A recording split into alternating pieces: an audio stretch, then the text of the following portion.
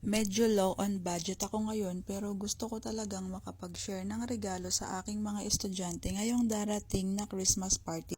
Mabuti na lang at nakaisip at nakakita ako ng mga items na pwedeng ipangregalo na mura pero magagamit nila. Ang mga keychains ay patok na patok sa mga estudyante. Kaya naisip ko na umorder ng mga ipamimigay kong keychains sa mga estudyante ko. And good thing is, nakahanap ako ng pwedeng panglalaki at pwedeng pangbabae dahil nahihirapan talaga akong maghanap ng mga panglalaking mga keychains or regalo. Sobrang mura lang ng mga keychains na ito, kaya tingnan nyo naman ang dami kong in-order. May pasobra pa yan dahil ibibigay ko rin sa ibang mga co-teachers ko ang matitira.